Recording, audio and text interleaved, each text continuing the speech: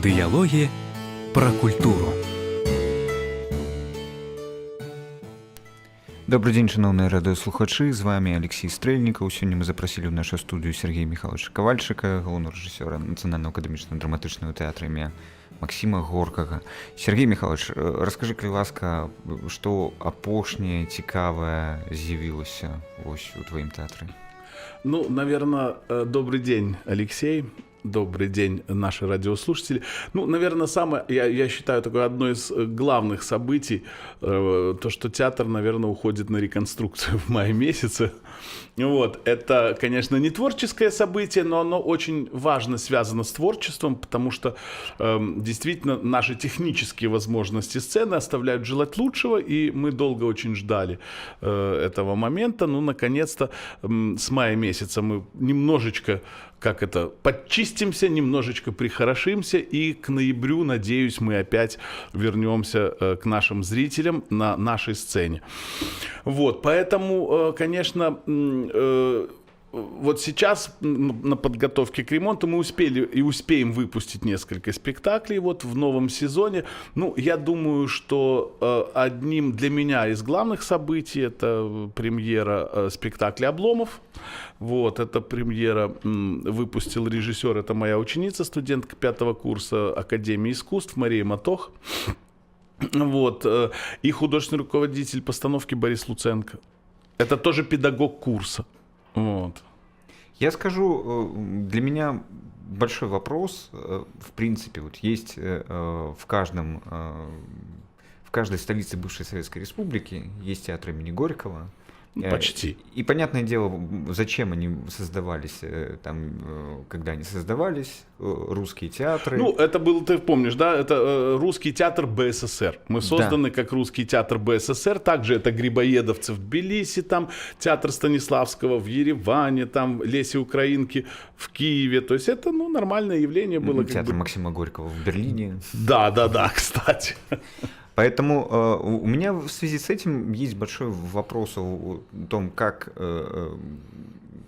не знаю, стратегически должен сейчас работать вот театр имени Горького в Минске.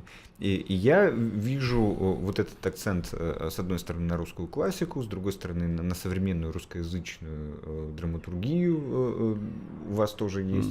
Это как-то складывается в общую концепцию, в общую художественную программу? Конечно. Мы, во-первых, у нас союзное государство с Россией.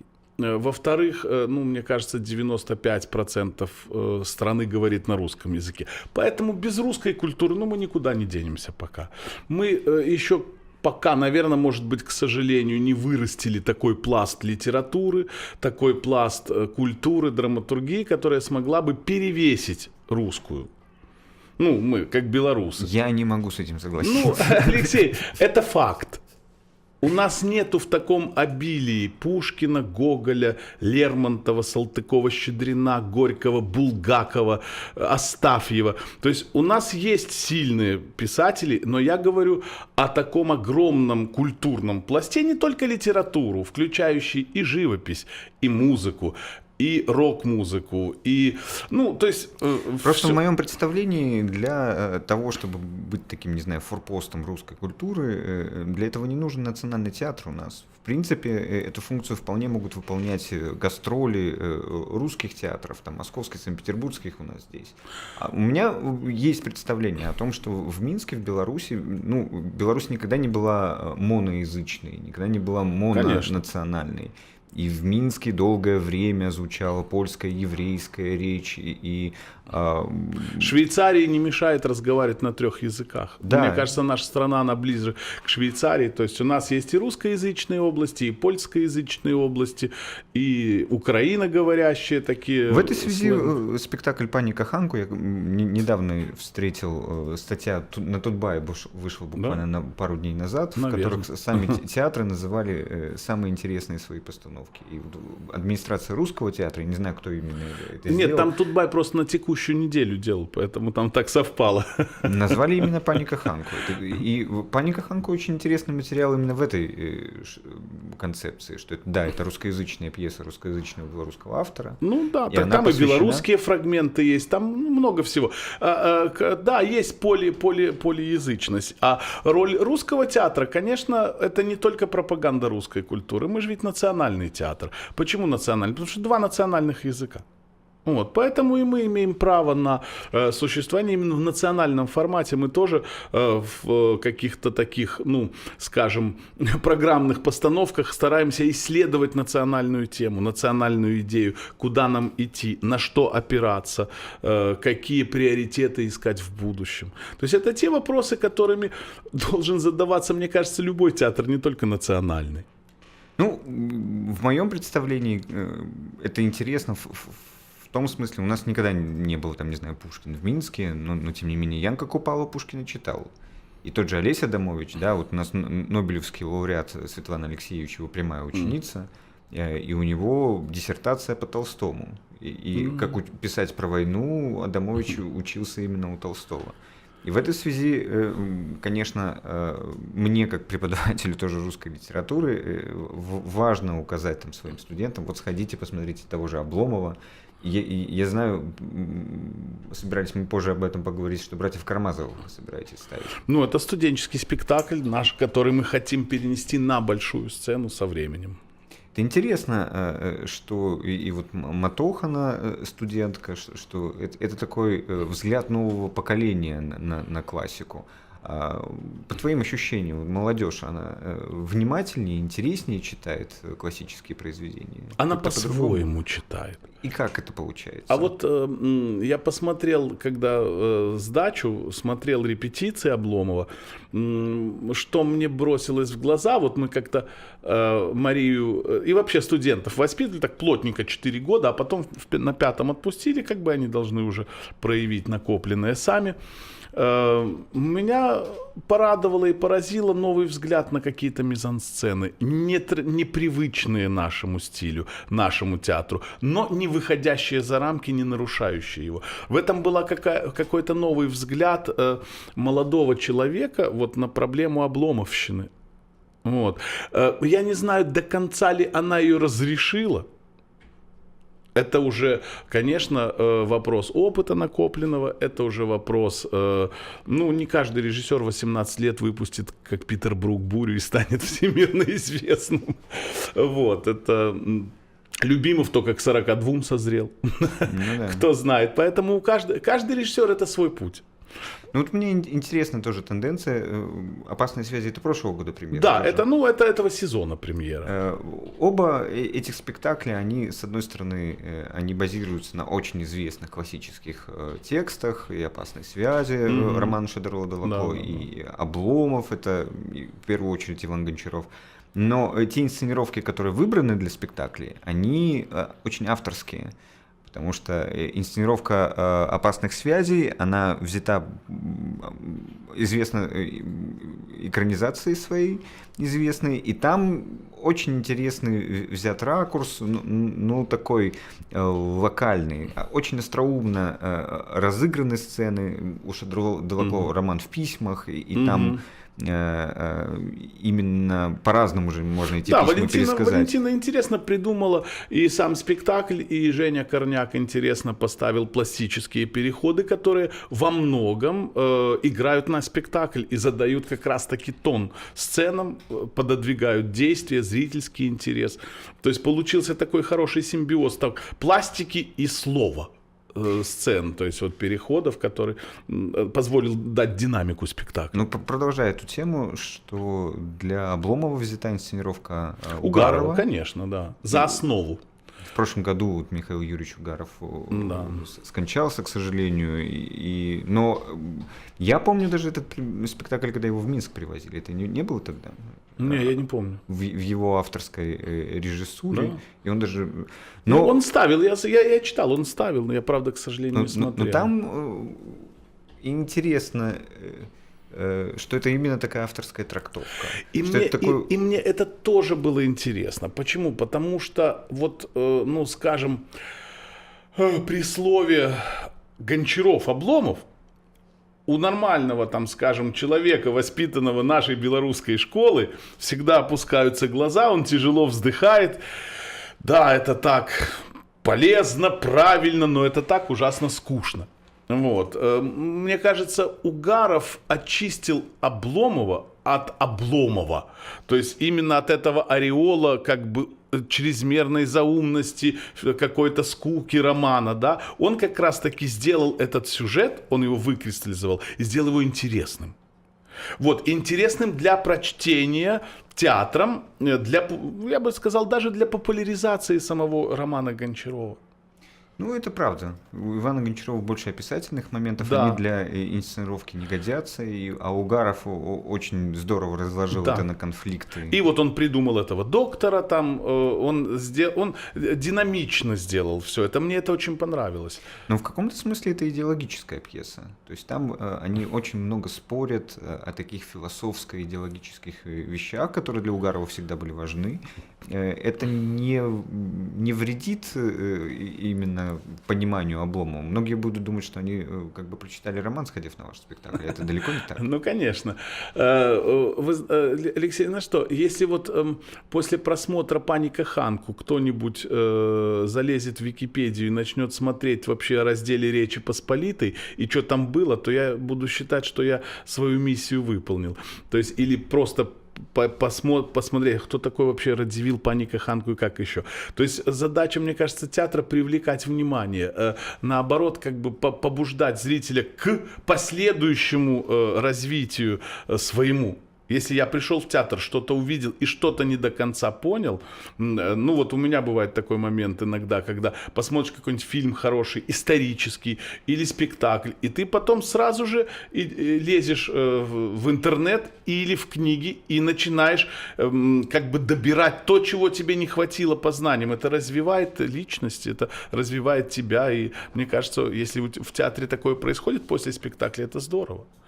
Ну, в любом случае, это касается каких-то исторических вещей.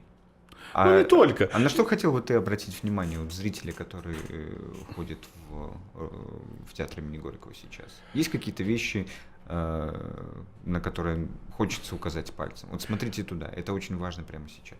Я не знаю, самое главное, вот вопрос, для чего зритель в театр ходит. Мне кажется, он ходит в театр, чтобы получить чувство. Потому что, ну, уже как нас ругали на «Паника Ханку», что это исторически недостоверно, что там и статьи всякие были. Ну как, мы же не ставим историческую летопись. Это можно в музей сходить посмотреть, можно в Несвеж съездить. Театр – это удар в чувство. Если зритель выходит после спектакля равнодушным, то театр проиграл, он не нужен такой театр. Вот. Потому что процесс переживания в театре самый главный, на нем все стоит, на нем это основа. Если нету этого самого главного, то, ну, какую... Вот Станиславский хорошо сказал, или кто-то из великих, развлекая поучать. Вот развлекая поучать.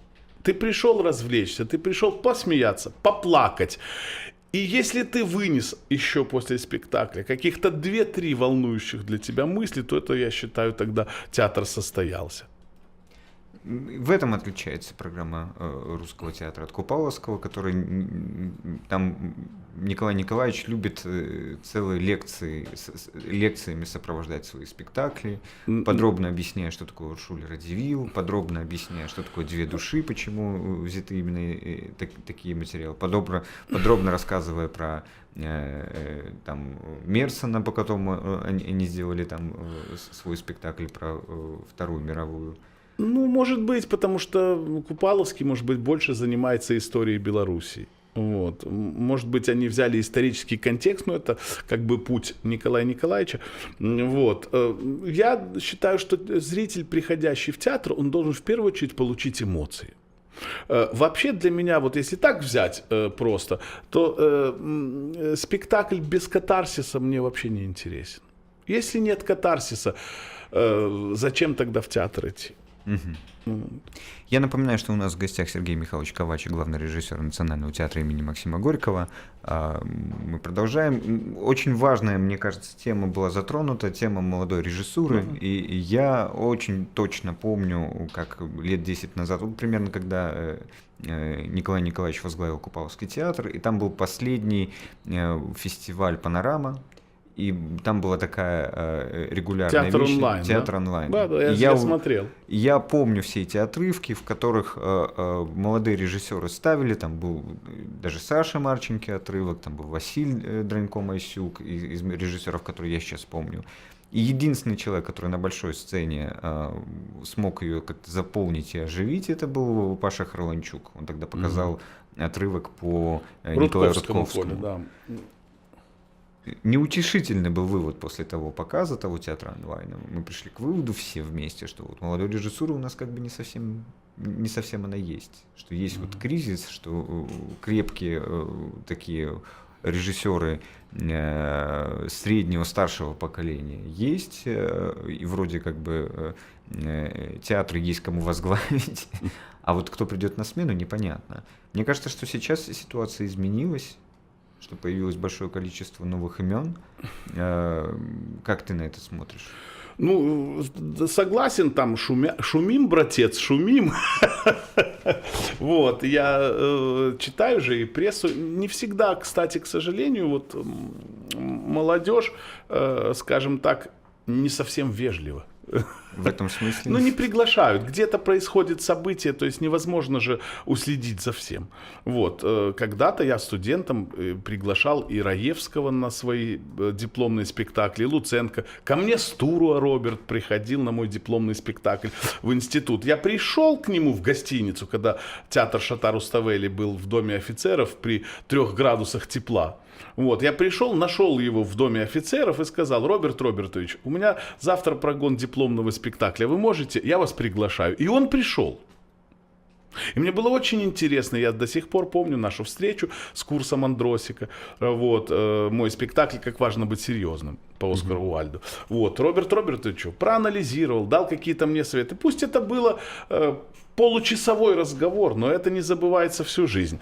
Вот, как-то вот мы старались приглашать других коллег-режиссеров, коллег из театров. Сейчас, кстати, вот очень жалко, что эта традиция ушла. Театры не приглашают друг друга на сдачи, на премьеры.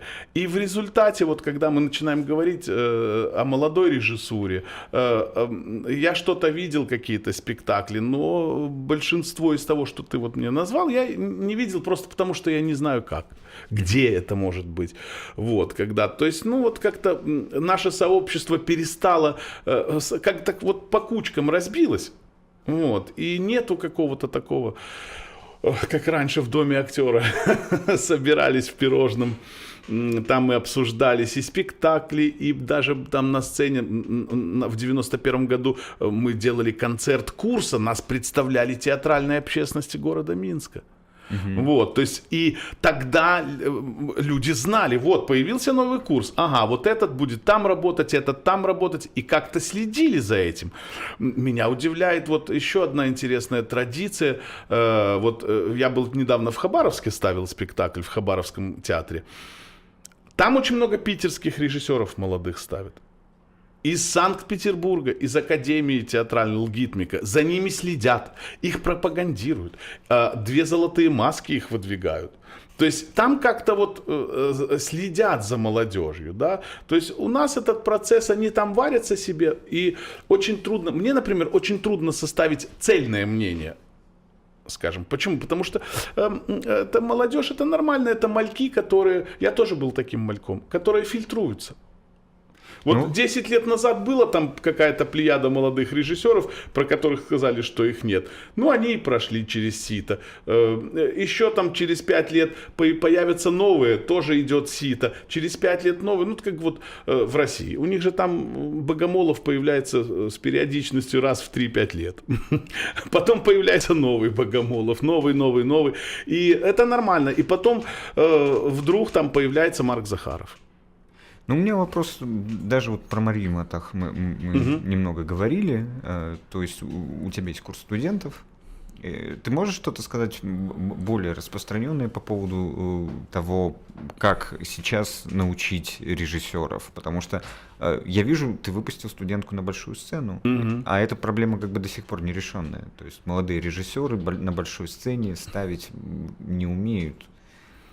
Они не умеют. Дело в том, что вот я как-то тут рассуждал на тему выпуска молодых режиссеров и сравнил рождение молодого режиссера с выпуском атомной подлодки на боевое дежурство.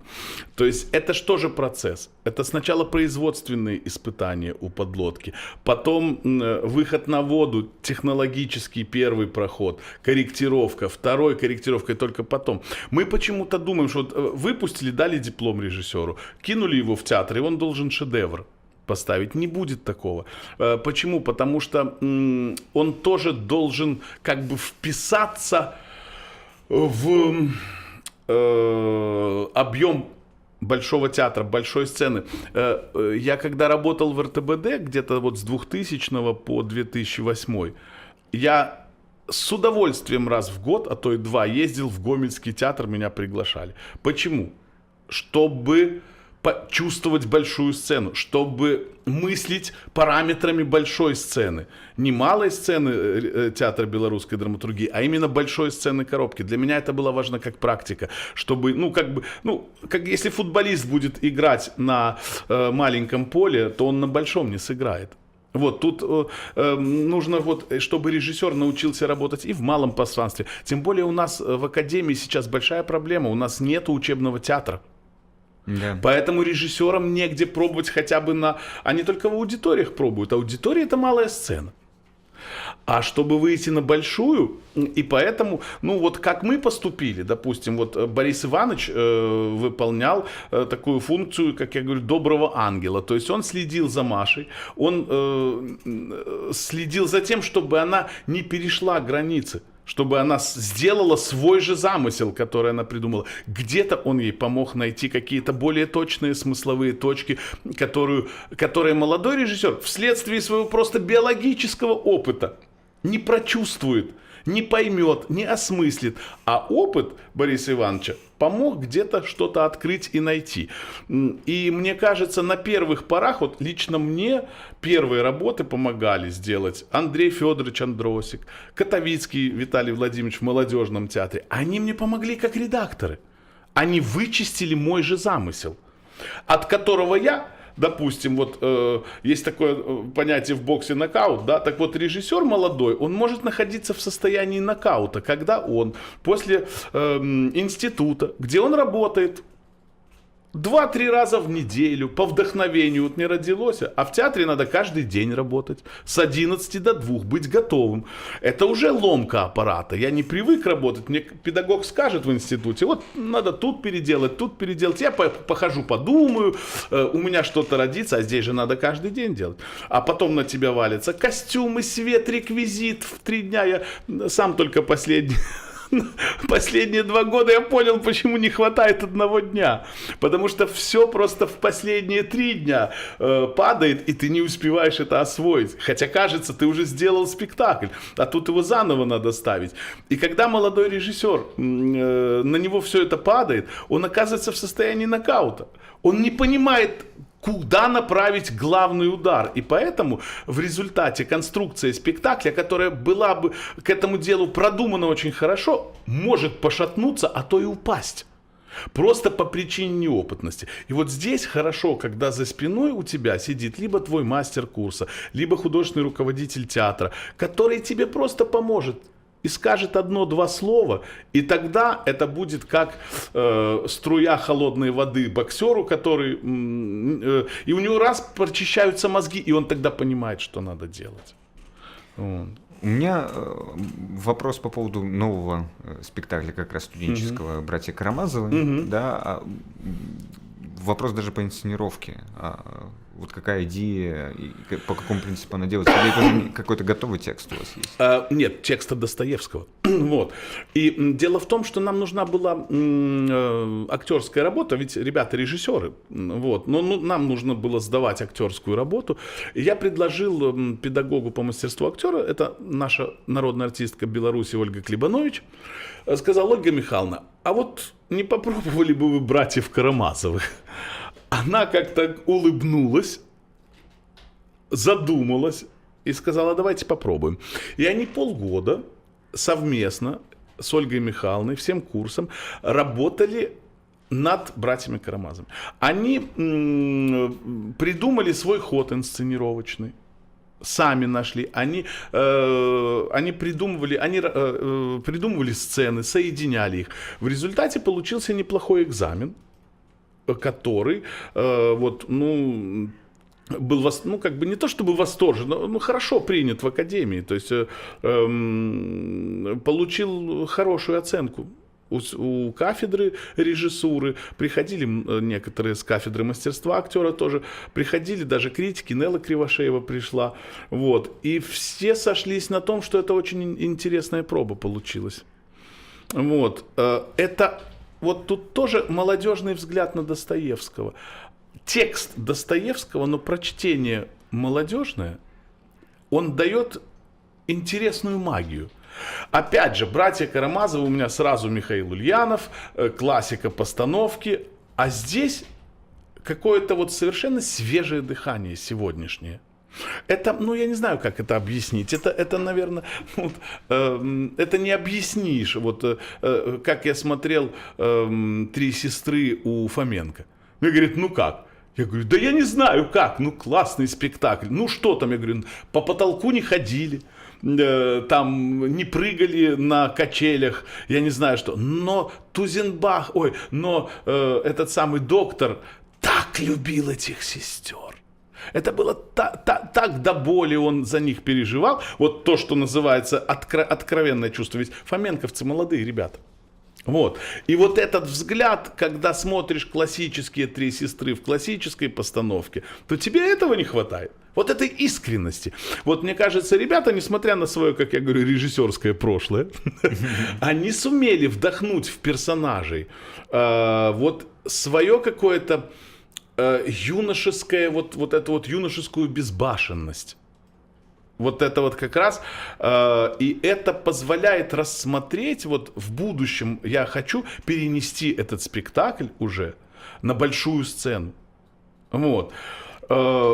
И вот эта юношеская безбашенность и позволяет подумать о теме вседозволенности, которую заложил Достоевский в этот роман.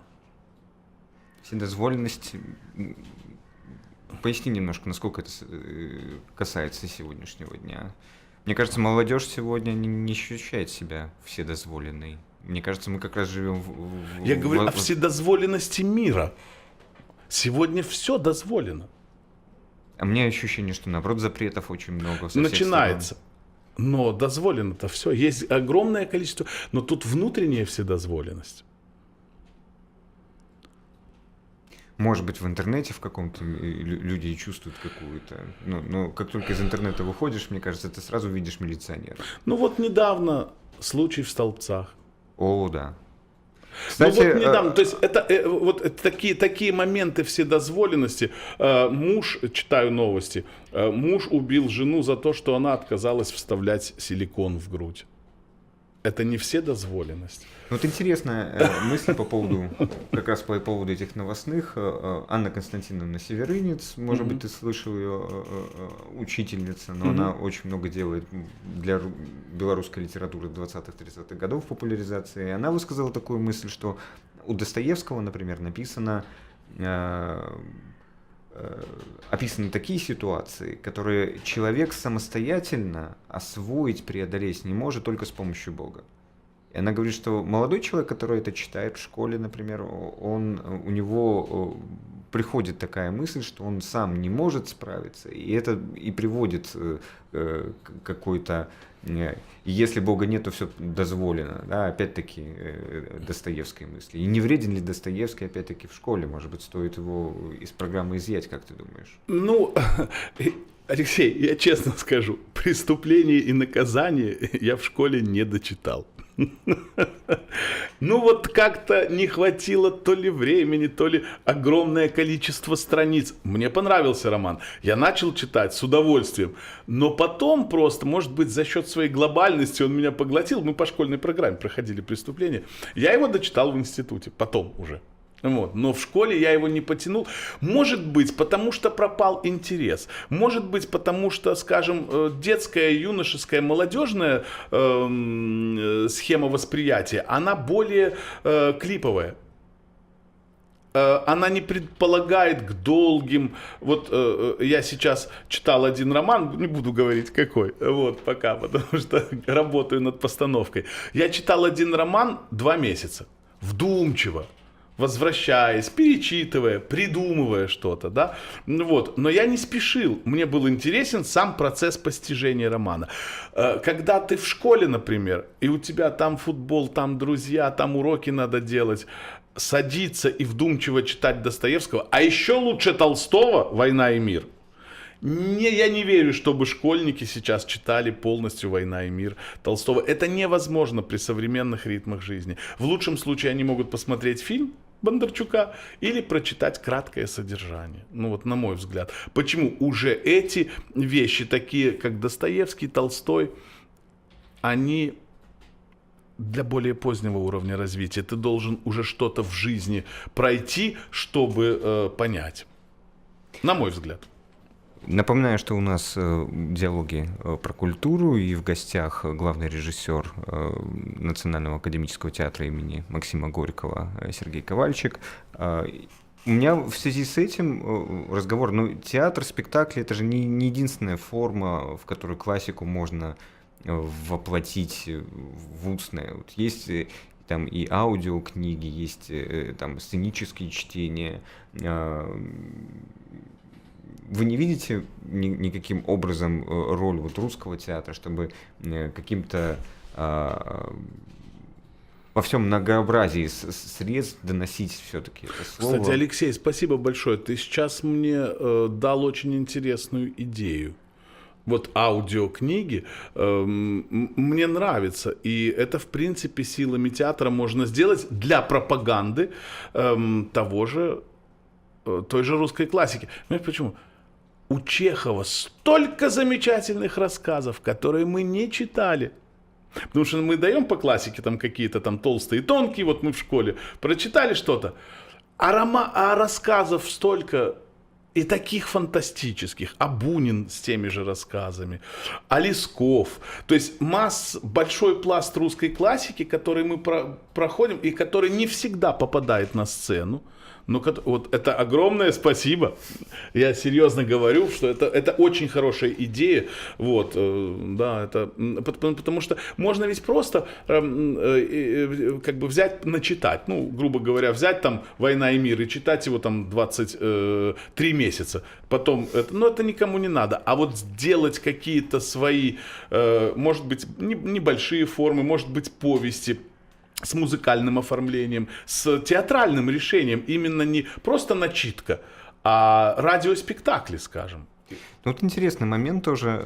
Вот мы воспринимаем как бы самые большие произведения русской классики, та же «Война и мир», Анна Каренина, «Преступление и наказание», как какие-то вот цельные книжки, которые вот буквально за один раз ты пришел в театр и должен сразу освоить. А написаны они же были не так, и выходили они в журналах там по частям, и это в свое время, там как бы в 19 веке, это был своего рода сериал, когда люди прочитали, там, не знаю, первый бал Наташи Ростовой и ждали следующего номера в ожидании, что же там будет, и как Достоевский там торопился, писал какие-то части, чтобы успеть там к номеру журнала. А возможен вот по этим произведениям не вот один там, не знаю, короткий спектакль, там, «Братья Карамазовы», Ну да. а театральный сериал, там несколько, 5, 6, 7 частей, которые будут на протяжении, там, не знаю, года показаны. Ну, это мечта. На самом деле, Алексей, это мечта. Ну, я видел сейчас вот из последней поездки, я посмотрел очень неплохой спектакль в студии мастерской Григория Козлова, «Мастер и Маргарита». Они играли в 2 вечера, 8 часов. По 4 часа, по 2 часа акт. Они, на мой взгляд, сыграли практически всю «Мастера и Маргариту». То есть, ну, основные сцены точно. Там, может быть, какие-то вылетели небольшие, которых я не помню, но я достаточно хорошо знаю сюжет. Ну вот, это было в 2 вечера. Я видел еще на Чеховском фестивале великую постановку Робера Липажа «Липсинг». Это было в один день, в 11 часов началось и в 11 закончилось. Это было 3 полнометражных спектакля, то есть 6 частей на протяжении дня. Просто мы выходили на 40 минут между ними, когда перемонтировались декорации. То есть вот такой театральный марафон. У меня была мечта, и до сих пор я, наверное, думаю об этом, чтобы, например, взять и поставить некий такой марафон. Но у нас иногда, то есть я даже как-то об этом и говорить неловко, но иногда производственный план, что ли, мешает творчеству. Потому что, когда ты берешь какое-то произведение для постановки, сейчас, как ни странно, ты должен думать, а пойдет ли на него зритель. И беда в том, что, например, я с огромнейшим удовольствием посмотрел сейчас черниговскую постановку «Вия» Андрея Бакирова в Доме культуры Белсовпрофа по пьесе Натальи Ворожбит. Был битком забитый зал. И я так обрадовался, что вот, украинский театр, украинская тема, мотивы Вии, которые переделал очень талантливый современный драматург, и полный зал людей. Вот. И я просто позавидовал по-белому. Вот. Причем, что мы с Андреем как бы дружим с 96-го года, с Бакировым, достаточно давно знакомы. Вот. Очень хороший спектакль, очень глубокий, вдумчивый. И при полном зале мне это очень понравилось. Но я тут же вспоминаю, что наш театр прокатывает 290 спектаклей в год на большой сцене, а у нас сцена самая большая драматическая площадка по вместимости в Минске. Больше, чем Купаловский, Молодежный. Там где-то 300, у нас 459. Вот. И когда пустой зал, нет ничего страшнее для меня. Когда даже на хороший спектакль, вот, к сожалению, вот, Борис Иванович Луценко, один из последних его спектаклей «Затюканный апостол», это просто, он национальную театральную премию получил, это блестящий спектакль, работа Вовы Глотова великолепная, но не ходит народ. Не ходят люди, почему, я не знаю, я не могу. Те, кто приходят, выходят просто с ощущением катарсиса, потому что спектакль мощный и сделанный, но очень трудно идут люди почему-то. И вот каждый раз мы рискуем, скажем, когда берем классическое произведение. В любой трактовке, будь то в современной, будь то в такой академической, скажем, да. Я еще, кстати, удивлен по последним вот нашим по заполняемости. Сейчас минчане как-то активизировались и ходят на Грибоедова. Полные залы на Грибоедова, «Горе от ума». Мне кажется, интерес к пьесе. Я подхожу к администраторам и говорю: ребята, вы школы приглашаете? Они говорят: ну там есть немножко. Ну и билеты покупают. Я удивился, насколько сегодня может вырасти интерес к пьесе. Постановка классическая. Там Чацкого играет мужчина, он любит Софью. Вот, то есть никаких таких резких авангардных ходов я не делал. Вот, то есть неожиданно. Такое бывает иногда в мире, вот когда, серьезно, вдруг забытая какая-нибудь оперетта «Летучая мышь» ставится вдруг, и по всему миру вдруг пошли постановки «Летучая мышь», которая забыта, например. Так и может быть классическое произведение, когда оно своей темой какой-то поворачивается ко времени сегодняшнему, про него как будто вспоминают. Ах, мы же забыли, там же есть там «Ревизор». И вдруг пошли ревизоры. Меня вот что удивило, я даже из первых уст хочу подтверждение или опровержение этой истории услышать. Был слух в минских театральных кругах, что не последний, скажем так, культурный чиновник сходил на спектакль «Леди на день» и сказал после этого театр: вот такие спектакли нам и нужны. Это не при тебе было, нет? Я не знаю. А как твое личное отношение? Вот мы очень много говорим про классику, и понятно, как я понимаю, что «Леди на день» — это все-таки компромисс. Это именно для... Это спектакль для зрителя, в первую очередь. И, скажем... Ой... Это такой сложный вопрос на самом деле, что нужно театрам. Вот я скажу так, я посмотрел достаточно неплохой, к нам привозил Юрий Бутусов спектакль «Женитьба». Так вот я так по моим прогнозам, он у нас в театре прошел бы не больше 3-4 раз. Потом бы просто зритель на него не пошел. Хотя спектакль хороший. Тот же «Затюканный апостол», да? Тот же «Затюканный апостол». Та же «Свадьба» в Купаловском театре, которую они берегли для фестивалей, которая, по зрителю не очень была хороша. То есть вкусы зрителя и вкусы театральной общественности, они немножко различаются. Скажем, связка Данилов-Астрахан, проверенная временем, связка, скажем, таких зрительских спектаклей, фильмов, да, конечно, им трудно конкурировать с Тарковским. Вот. Я имею в виду в плане подхода, потому что у них свой ход, у Тарковского свой ход, и тут, как говорится, трудно рассуждать на эту тему, потому что вот я как не посмотрю историю театра, почитаешь там письма Мольера, Шекспира, рассуждения, они только о зрителе думали, ни о ком больше. Вот их почему? Потому что ведь тогда не было слова, наверное, театральный критик. Они были как? Вот они заработают денег и живут. Не идет народ к ним вот на новую постановку.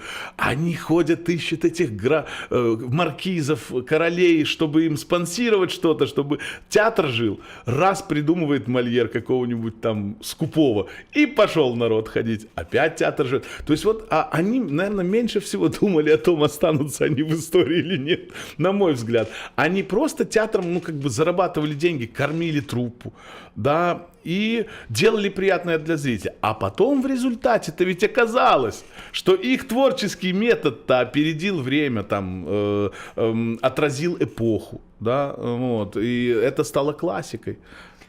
В чем я не могу упрекнуть и вот тебя лично, и русский театр вообще, в том, что очень много в театре есть, именно в Национальном академическом театре имени Максима Горького, людей, которые действительно больны театром в хорошем смысле. И вот этими днями, мне кажется, открывает Олег Кот свою какую-то новую площадку, театр Наберсона. И вот открыть коммерческую площадку в современном Минске, где ты гарантированно просто придумываешь себе бессонные ночи и кучу нервов.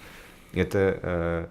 Мне кажется, это очень много про тот коллектив, который ты возглавляешь, говорит.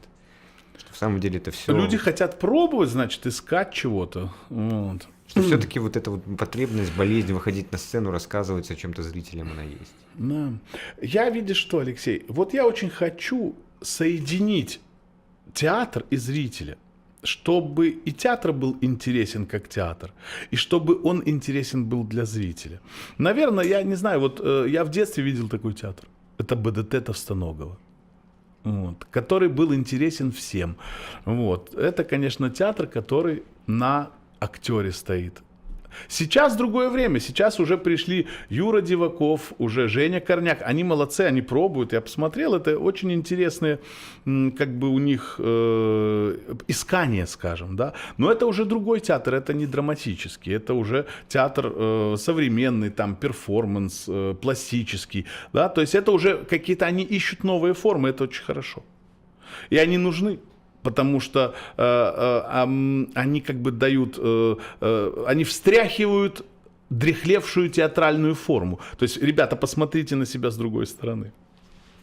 У нас, к сожалению, время подошло к концу. Я думаю, что был очень интересный разговор. Мы узнали и про то, что ожидает русский театр в ближайшее время, и про то, что какие соприкосновения с текущим театральным процессом есть у его руководителя Сергея Михайловича Ковальчика. Большое спасибо, что пришел. Спасибо, Алексей. Увидимся в театре. До свидания.